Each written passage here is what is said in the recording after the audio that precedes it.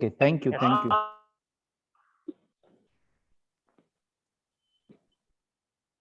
So in our last lecture, we had discussed about the 5 models of organizational behavior.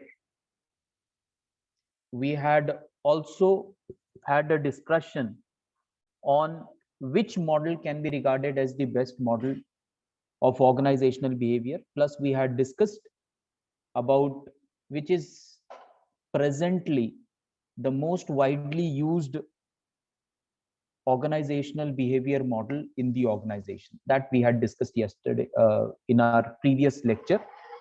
Now we will start with the historical development of management thought. So first we will check the historical background. What are the various classical approaches? What are the behavioral approaches? Then management science approaches and contemporary approaches. That we will be discussing while discussing the management thought or evolution of management thought, how it all evolved. Now, early examples of management.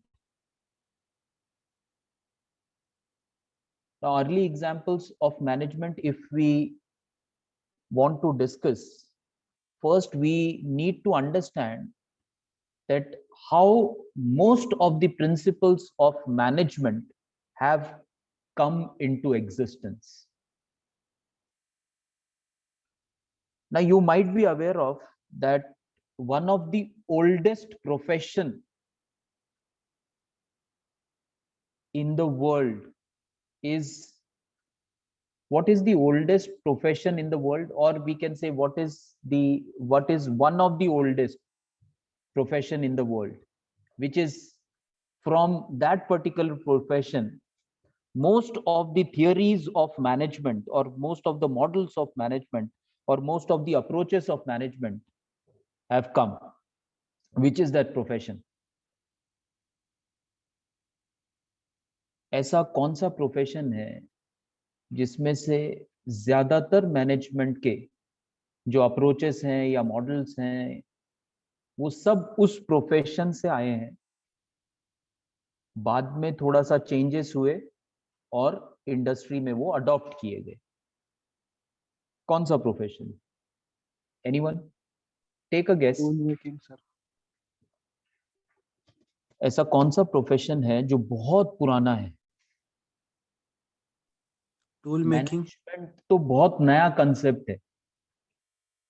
जिस profession के बारे में हम लोग बात करेंगे वो profession बहुत पुराना है, बहुत पुराना। Tool making sir. हाँ, tool making. Rule making. Okay, yes, tool sir, tool. Tool making. अच्छा, I thought I heard rule making. No sir, tool making. Tool making, okay. What else? What else? Anyone else who would like to try?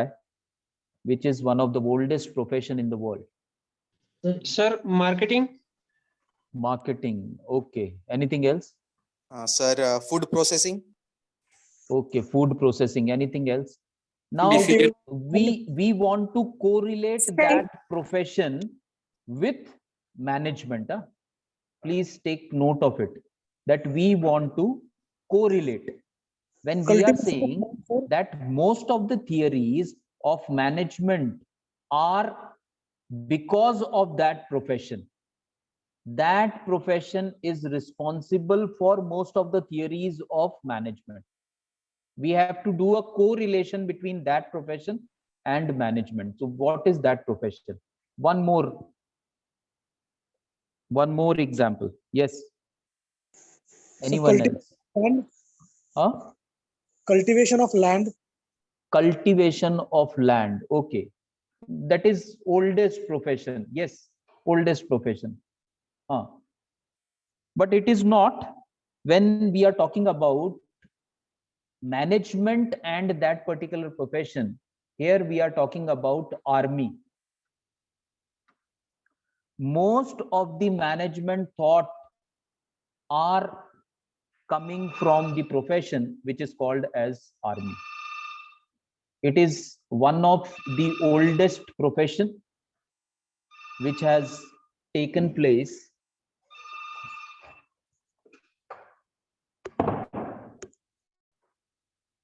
because you might be knowing that leadership, if we talk about leadership skills in management, how it came or from where it has come not from any other profession but from a profession which is called as army. If we talk about motivation, if we talk about determination, if we talk about goal setting, if we talk about achieving the target, so all these concepts which we are learning in management has received these concepts from the profession which is called as army. So earlier examples of management we can give, army can be regarded as the best possible example for the evolution of management thought. If we talk about discipline, it has been derived from army. If we talk about following rules and regulation, again derived from army. If we talk about calculation of salary, calculation of time or time management, derived from army. So army is considered as one of the oldest profession, and it is principles of management have been derived from that particular profession. So in the early examples of management, army is the perfect example for management. Now the next one is a Scottish philosopher or management thinker or economist whose name was Adam Smith. So Adam Smith is also regarded as father of economics, or father of, we can say, modern economics. So if we talk about early theories, most of the theories are received from army. After that, in historical background, the most important contribution early was of Adam Smith, who is regarded as father of the modern economics. Now, his most important contribution to the thought of management was his book titled Wealth of the Nation. In late 17th century, Adam Smith wrote a book called Wealth of the Nation, or The Wealth of Nations. There he has given some ideas which are very much relevant and practiced nowadays also. One of the idea which he shared in his book called Wealth of Nations was free market. So in late 18th century, this particular person had thought of the benefits of creating a free market, that if free market policies are implemented in the world, then how these policies are going to benefit the entire world. So in 200-300 years back, he was the person who thought of this particular idea. So that was the most important contribution he has given to the thought of management. Now, next thing which happened for the evolution of management thought was Industrial Revolution. Now, Industrial Revolution, we had already discussed when we were discussing about the evolution of organizational behavior. So again, we are not going to discuss that. Now, then we will move on to the classical approaches. And it started with the theory of scientific management. Now, the theory of scientific management was pioneered by F.W. Taylor. His full name was Frederick Winslow Taylor. He was the person who pioneered this theory called scientific management. Now, before the introduction of scientific management, the general thinking in the organization was that each and every person can do each and every job in the organization. So one person can operate machine, he can do the job of HR, he can do the job of marketing person, he can do the job of operations, he can do the job of finance person also. So that was the thinking before scientific management, that one person can do all the jobs in the organization. It was, as per the saying, one size fits all, that one person can do each and every job.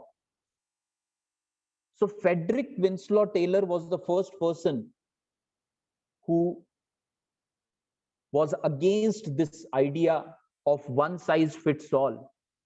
And he was of the opinion that depending upon the ability, skills, and knowledge of a person, job profile should be finalized. So it is not that any person can operate any machine or any person can do any job in the organization. What he said was that the recruitment should be done scientifically. And how it can be done scientifically? The process is very simple, that first the person's ability, qualification, education, his skills, his knowledge is to be checked, and it should be matched with the job profile. And if that knowledge, skills, and abilities are matching with the job profile, then only the person should be selected. Otherwise, that person should not be selected for that particular job profile. So that was the main contribution of the scientific theory, which is also called as scientific management, under F.W. Taylor. Scientific management is also known as Taylorism, because this entire theory of scientific management revolves around the contribution of Frederick Winslow Taylor. He was also of the opinion that the production processes or assembly lines should be scientifically designed for more production. So a person who knows the technicalities of designing the production process, or designing the assembly line, should only get involved in designing those things. It should not happen that a person who is very close to the owner of the organization has been given the opportunity to design production line of the organization without any knowledge of production. If such thing happens, then the results will be negative for the organization. If the organization wants positive results, it should adopt scientific methods for designing the production system, as well as for designing the assembly line of the organization. So that was the main contribution of scientific management. Then we will move on to bureaucracy. Bureaucracy. Now, everyone is aware of this term called bureaucracy. What do you mean by bureaucracy? Or you might have heard the term bureaucrat. Who is known as bureaucrat? And what is bureaucracy? every IAS one of us officers, is sir. aware of. Yes, IAS officers who are IAS handling officers are called as bureaucrats. Can we say that only IAS officers or other government officials or senior officials can also be categorized as bureaucrats? Okay, so bureaucracy is what? IAS officers, we will consider that officials, normally government officials are designated as bureaucrats or they are called as bureaucrats. What does the term bureaucracy means, or how bureaucrats are working? How does bureaucracy work? कैसे काम करती है bureaucracy? हमारी country में bureaucracy है क्या? Can we say that in India there is bureaucratic system or bureaucracy is prevalent in India? Can we say this? Yes or no? No, sir. No, so there is no bureaucracy in India, right?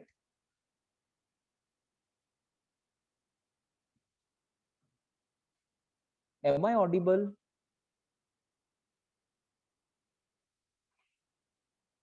Am I audible to all? Hello? Yes, sir. Okay, thank you. Thank you. I thought that we have lost the connection. Yes. So bureaucracy. So bureaucracy is nothing but a style of governance. And that style is completely dependent upon the policies or the rules and regulations laid down by the management. So when the middle management or the top management works exactly as per the rules and regulations or as per the policies laid down by the top management or board of directors or the owner of the organization, then we can say that the organization is functioning as a bureaucratic unit. So that is bureaucracy. Next one is general administration. So bureaucracy and general administration are the result of scientific management. Scientific management thought was that the policies or the rules and regulations should be laid down in each and every organization, and the top management or the middle management should ensure that exactly as per the laid down policies, as per the written rules and regulations of the organization, the work should take place in the organization. Same is the case with general administration also. The administration of the organization, the general administration of the organization, that is the implementation of whatever rules which are being made by the top management, it should be administered as per the rule. So that is the contribution of classical approaches in the management thought. Next, we will move on to the quantitative management or the management science approach. Under management science approach, we will discuss about quantitative management, then we will discuss about the operation management, total quality management, and management information system. So management is a concept which is evolving always. It is not that evolution of management has taken place, say 100 or 150 or 200 years back, and once the evolution has taken place, it has stopped evolving. It has not stopped evolving, although it started 200 years back or maybe more than that, but still now also the concept of management is still evolving. So it didn't stop at historical background or after industrial revolution. It has not stopped. It has not stopped after scientific management also. It has not stopped after Hawthorne studies or organizational behavior also. But it is evolving. That means changes are taking place. And that is why we can say that management is a concept which keeps on evolving. Now also it is evolving. After 10 days, it will remain evolving. After 50 years also, it will be evolving. So that is evolution. Now, why we have missed the behavioral approach of Hawthorne studies and organizational behavior? The reason is very simple, that we have already discussed when we were discussing the evolution of organizational behavior. That is why we have missed that particular points. Now, quantitative aptitude, as it is categorized under management science approach. The term itself says management science. So management is clubbed with science. So scientifically designed processes, scientifically designed measures, scientifically designed techniques are implemented in these approaches. For what? For making the organizational more profitable, for increasing the efficiency of the employee, for increasing the productivity of the machine. So all these techniques which are included under management science approach, such as quantitative management, operation management, total quality management, or management information system, behind every technique there is management science involved, scientific techniques involved, scientific reasons are involved. That why we are using this technique, because this technique will help us in creating quality product, or this technique will help us in creating more production with less raw material, or this technique will create more production within a particular time. So when we talk about quantitative and operation management, we are talking about the principles of what, that how decision making principles can be made better. Because this particular approach says that the most important part of an organization is decision making. So instead of taking decision only on the basis of experience, if the decisions are taken on the basis of experience and science, then the results will be better. Because earlier, if we talk about the earlier approaches, the decisions were based on what? Experience of the manager, experience of the executives, experience of the owner of the organization or general manager of the organization. But this particular approaches, they say that it should be clubbed. Experience alone will not work always. But what will work? If the experience is clubbed with science, scientific techniques, then definitely the result will be better.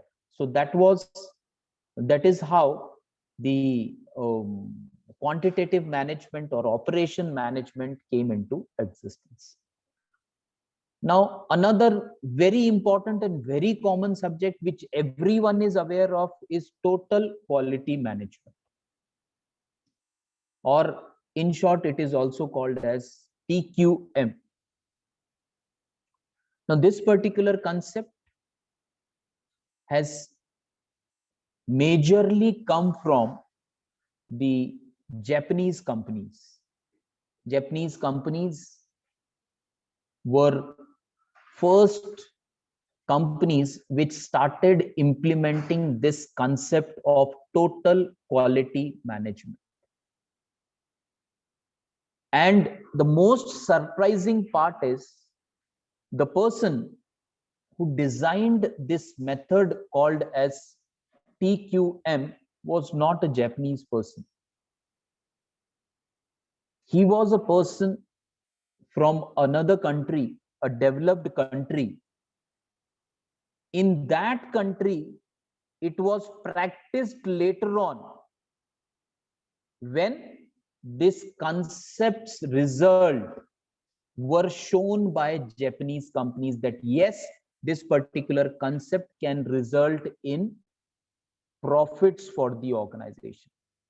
How this concept can be implemented in the organization, that was shown by Japanese companies. Then the other companies of other developed countries of Western world or European countries, they started implementing this particular concept of total quality management. The concept is very simple, and the concept is based on a important term, and which is called as quality.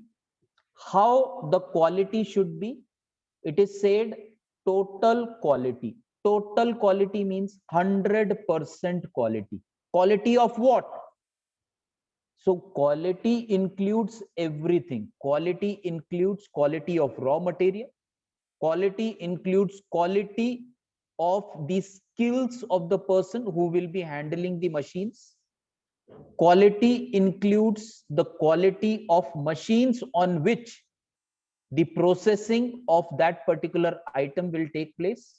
Quality also talks about the quality of the process and the quality of the ultimate product.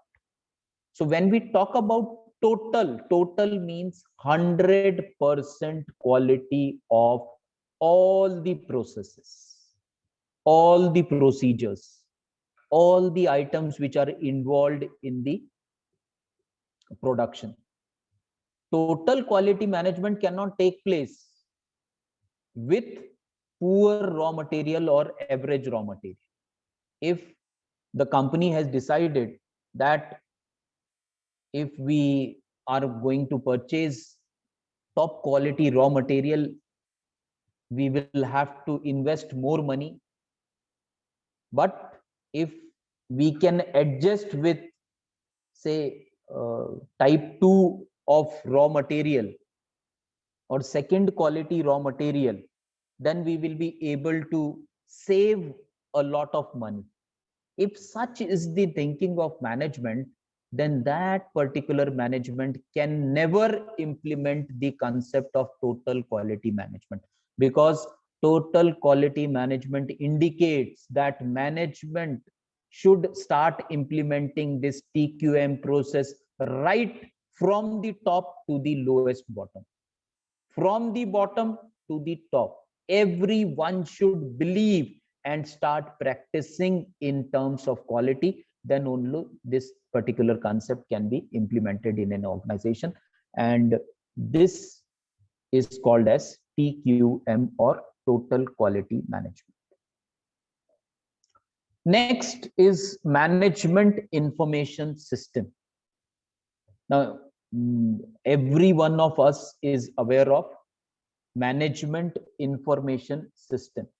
Under that, it is expected that information should be shared with all the stakeholders, because if information is shared with all the stakeholders, the results will be better for the organization. Now, the last approaches that we are going to discuss is contemporary approach or present approach, we can say. And two approaches that we are going to discuss. First one is system approach, and the other one is called as contingency approach. Now, system approach is based on analytics, and contingency approach is based on situation. Now, system approach works on, now you might have heard the terms artificial intelligence. There are various experiments going on in various parts of the world to check how much or what percentage of human brain can be replaced by machines. There are studies being conducted in various organizations whether human beings can be totally replaced by machines. So there are studies going on. So this is the result of what? This is the result of system approach, which believes in total mechanics, which believes in 100% whether can we convert 100% the organization into robotics with the help of robots. So that is what is the contribution of system approach. And as we have already discussed, that contingency works on situation. Contingency approach talks about that it is such an approach which is based on the situation that is prevailing in the organization. The management of the organization should try to take the decision based on a particular situation. When we were discussing our models under organizational behavior, we had discussed this concept that in a particular situation, the most outdated method, which is called as autocratic model of organizational behavior, can also, if implemented properly, show positive results which no other modern model of organizational behavior can produce. Same is the result here also. That contingency approach, if the management has adopted or is following, say, the supportive model of management, where the manager is 100% supporting the subordinate, where the top management is 100% supporting the middle management, that is supportive style of management is prevailing in the organization. But if some emergency is there, and for that particular period of, say, 1 day, 2 days, 7 days, or 15 days, for that short duration, if an urgent order is to be completed, and if situation is very tense at that particular time, the organization can shift its leadership style and it can adopt the other style also. And that is what is the meaning of contingency approach. So contingency approach says that no style should be said or should be called as the final style of management of an organization. The organization should always be open to implement any style which fits the particular situation or prevailing situation.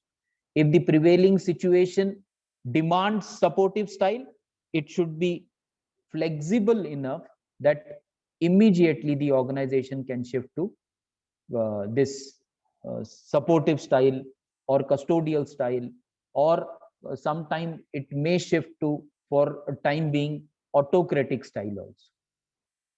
So that is the meaning of contingency approach. So this was related to the evolution of management thought. If you have any query, please ask. Otherwise, we will move on to the next point. And the next point is 5 principles or 5 principal functions of management, or 5 main functions of management. And what are they? It is very simple. It is planning, organizing, staffing, coordinating, and controlling. So these are the 5, we can say, the most important principles of management, or we can say the 5 basic principles of management. I think you have already discussed these 5 principles under the fundamentals of management. So we will not discuss in detail about these principles. I'll just read what is written on this slide itself. If you have any query, please stop me, and then we will discuss. We will try to explain that particular concept. Otherwise, we will take up the next slide. So planning, under planning, what is expected? Identify goals and determine the best course of action required to achieve that particular goal. Under organizing, assign responsibilities to the employees with detailed skill sets needed to complete the particular task. Under staffing, hire the right people for the right position to help the organization achieve its objective. That is what staffing means. Coordinating means coordination involves supervision, communication, and direction by the management, whereas controlling means monitoring employees' performance, comparing it with the goals, and to take corrective actions as and when needed. So that was the meaning of 5 most important functions of management: planning, organizing, staffing, coordinating, and controlling. If you have any query related to any of the function, please ask. Otherwise, we will take up the next slide. Yes. Very good. So no query.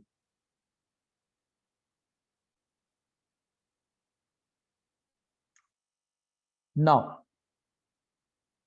next one that we will be discussing is goals of organizational behavior. What are the goals of organizational behavior? There are 4 primary or basic goals that we are going to discuss. OB has 4 primary goals which are typical of any science. And these 4 goals of organizational behavior are to describe, to understand, to predict, and to control. These are the 4 basic principles of OB. And these principles of organizational behavior go hand in hand with the 5 important principles or functions that we have just discussed. Now, under to describe, OB wants to describe systematically how people behave under a variety of conditions. Now here, the knowledge of organizational behavior is trying to describe how people behave in different situations or different conditions. Suppose one person is behaving in a different manner when that person is under stress. The same person behaves again differently if the situation is very good.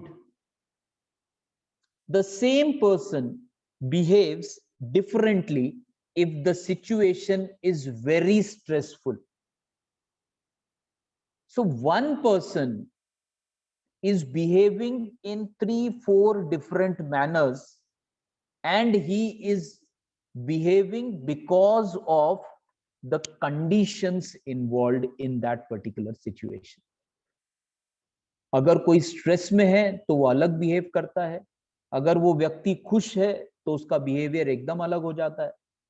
अगर वो व्यक्ति दुखी है तो उसका behaviour अलग होगा, अगर किसी कारणवश वो टेंशन में है तो उसका बिहेवियर अलग होगा। तो व्यक्ति एक ही है, पर अलग अलग सिचुएशन में वो अलग अलग तरीके से बिहेव कर रहा है।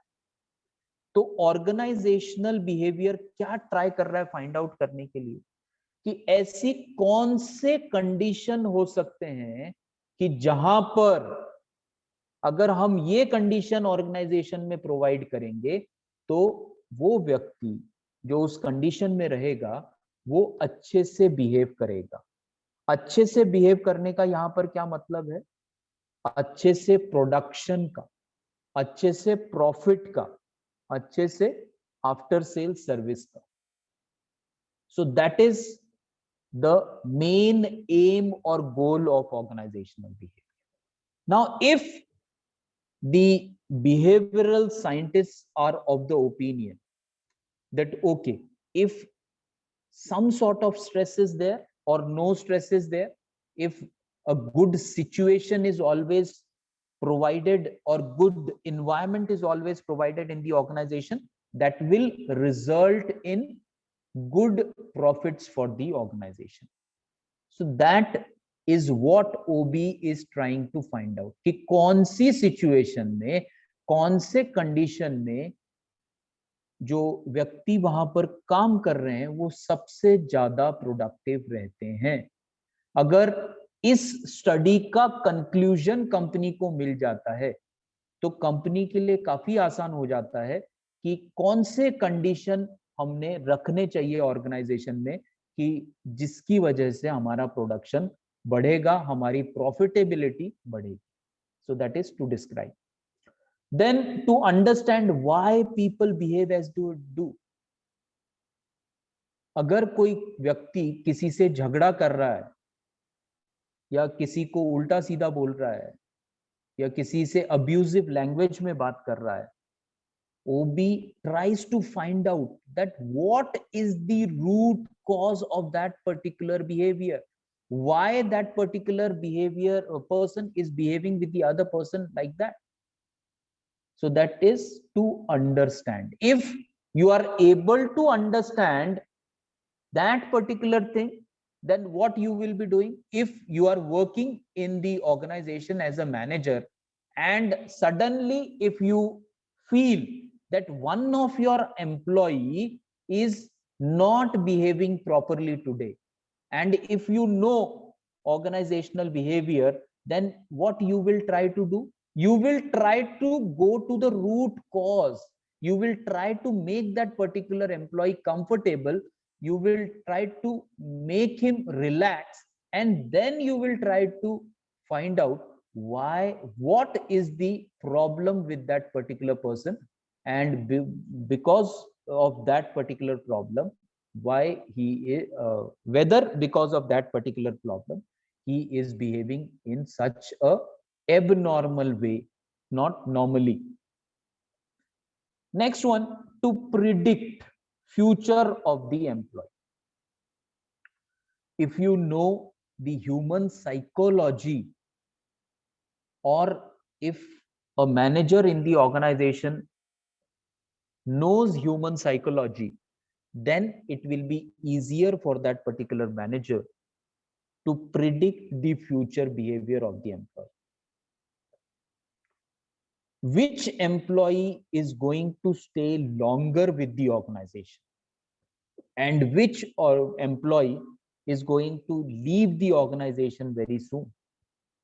This can be predicted if the manager is having good knowledge of human psychology. Now, who are the employees generally who leave the organization? Now, we are not saying that always these employees, or OB is not a pure science. We need to remember that it is not a pure science. Pure science is what? The other disciplines of science, science of we can say the science of mathematics, 2 plus 2 always is going to be 4. Whether it is taught in a school which is situated in Pune, or a first standard school which is situated in US or UK, the result will be same. The teacher in US will also be explaining that 2 plus 2 is equal to 4. Teacher in Pune will also explain the child that beta 2 plus 2 is equal to 4. That is pure science. Gravitational force. Gravitational force says that gravity, because of gravitational force, we are attached to the earth. We can walk on the earth. We can stand on the earth. We can sit on the earth. This is because of gravitational force. It is pulling us. Otherwise, we all have seen that how astronauts are living in the spacecrafts when they are in space, because no gravity is there. They are flying in the spacecraft. So that is because of this. Then if we talk about chemistry, again, pure science. Equation will be same. H2O. What is H2O? Water. Chemical formula. Water. So if H2O is water in India, H2O will be water in the other country also. So that is pure science. So, but when we talk about organizational behavior, we are talking about human beings, and human beings are, we know that each human being is considered as a unique person. Why each human being is considered as unique, and why it is not say that, okay, if categorization is regarding, say, on the basis of blood group, all the A blood people will behave in all the situation in a particular manner. Now this no one can predict. Two people having same blood group may react to a particular situation in a different manner. एक व्यक्ति बहुत जल्दी stress में आ जाता है, दूसरा व्यक्ति बहुत कामली उस स्ट्रेस को हैंडल करता है, तीसरा व्यक्ति थोड़ी देर के बाद स्ट्रेस में आता है, थोड़ी देर तक वो काम रहता है, चौथा व्यक्ति बिल्कुल टेंशन नहीं लेता, वो हमेशा ही काम रहता है. So this is why this is happening, because we are dealing with human beings. We are not dealing with machines. Had it been robots, we can definitely predict. But human beings को predict करना बहुत मुश्किल है. तो we can somewhat predict, but we cannot say 100% a person is going to behave in this way in a given situation. So to predict means the manager is trying to predict. He is not 100% sure that his prediction will be right. So that is to predict the future of the employee, how he is behaving. जो व्यक्ति बहुत खुश है organisation में, जिसका relation सबके साथ अच्छा है, तो क्या प्रिडिक्ट किया जा सकता है? बहुत इजी है. उसको ये प्रिडिक्ट किया जा सकता है कि शायद ये व्यक्ति काफी समय तक इसी ऑर्गेनाइजेशन से जुड़ा रहेगा या रहेगी. क्यों? Because of the behaviour. पर ऐसा 100% सही ही होगा ऐसा नहीं है, पर बहुत ज्यादा केस में ये सही होगा ऐसा होता है. So that is the difference between pure science. OB is often categorized as half science. Why? Because we are dealing with human beings. We are not dealing with machines. And the last goal of organizational behavior is to control. And control what? Human activity at work.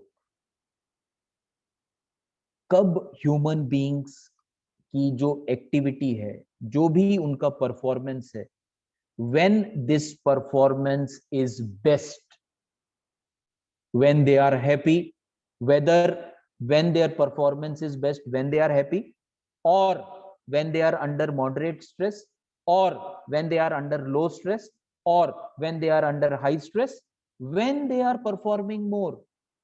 If this particular thing is known to the organization, organization can take corrective measures. If the organization is aware that no, if high stress is there, then the production declines. If moderate stress is there, then also the production declines. But if no stress is there, then also the production declines. So when the production improves, when there is some sort of stress or low stress is there, कि थोड़ा बहुत जब stress रहता है तब production अच्छा होता है. So these are some of the goals of organizational behavior. Now we will talk about some fundamental concepts of organizational behavior. And we will start with, there are differences between individuals. As earlier also in goals of organizational behavior, we had discussed that each individual should be regarded as a unique person. One size fits all is not a concept which can be implemented under organizational behavior. We have to tailor made the policies for making the employees more and more profitable. So we have to understand that the individuals who are working in the organization, they come from different backgrounds, different religion, different race, different upbringings.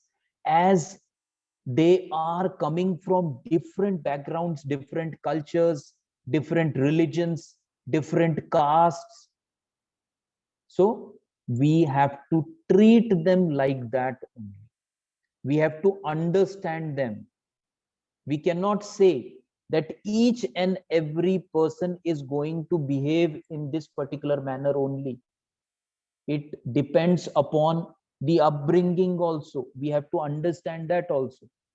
So when we understand this, then the HR manager or the department head is able to understand his or her employees in a better manner. ये व्यक्ति ऐसा क्यों behave करता है, वो व्यक्ति ऐसा क्यों बिहेव करता है, एक को जल्दी स्ट्रेस आता है, एक को बहुत लेट स्ट्रेस आता है, एक स्ट्रेस में काम रहता है, एक स्ट्रेस में इमीडिएटली रिएक्ट करता है और वो रिएक्शन नेगेटिव रहता है. If the employer or the manager is aware of the concept that each and every individual is different, then he or she will be able to handle the employee in a better manner. Because as a manager, your main job will be to handle your team. You need to handle your team. You have to motivate your team for better results. So these particular things are going to benefit you at that particular moment. Next one of the next fundamental concept of organizational behavior is a whole person. Here we are talking about WHOLE, whole. Whole means complete. We are not talking about HOLE. We are talking about WHOLE, whole. Whole person means we are talking about complete person. It means that when an employee is employed by the organization, the organization is employing that particular person as a whole person. Organization is not employing that persons only intellectual capacity or his knowledge or his skill only, that we have employed a employee's skill, we have employed a employee's intellect.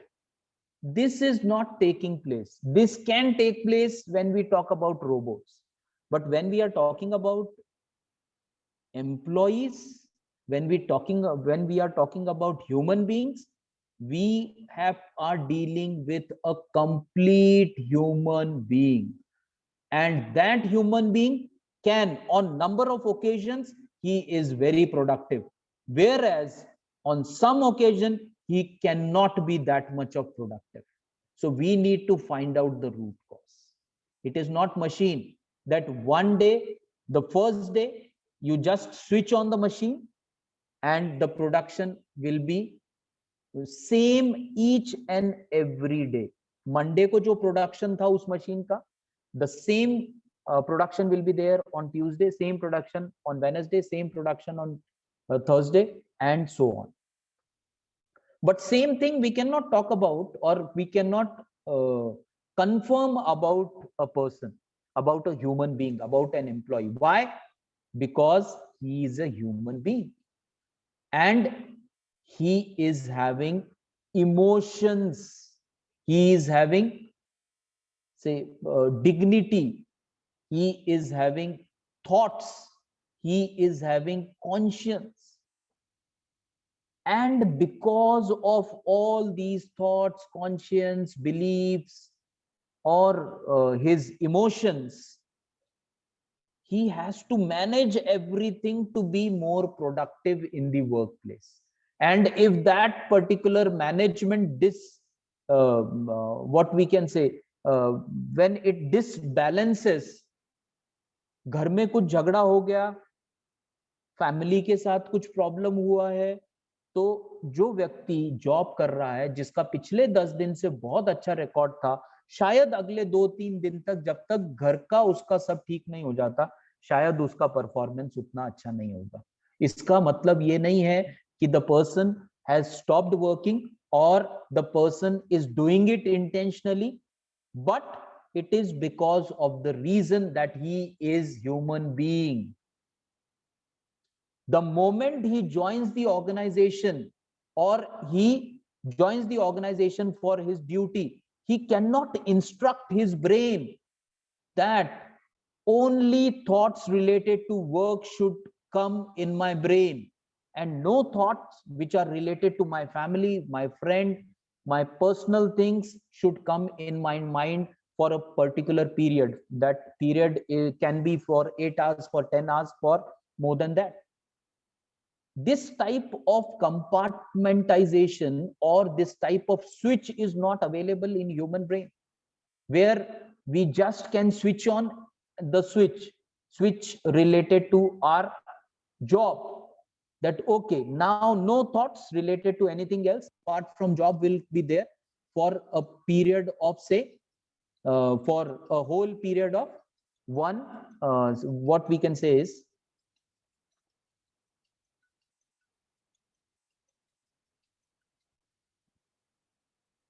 for a whole period of say 8 hours.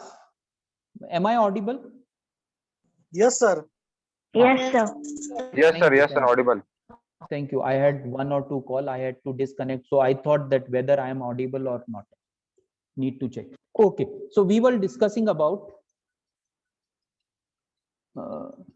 what's the time now? 7:03. Oh, okay. What we will do is we will stop here and then we will continue in the next session. Thank you all for joining the session. Okay, thank you, sir. Thank you, sir. Thank you. Thank you, sir. Thank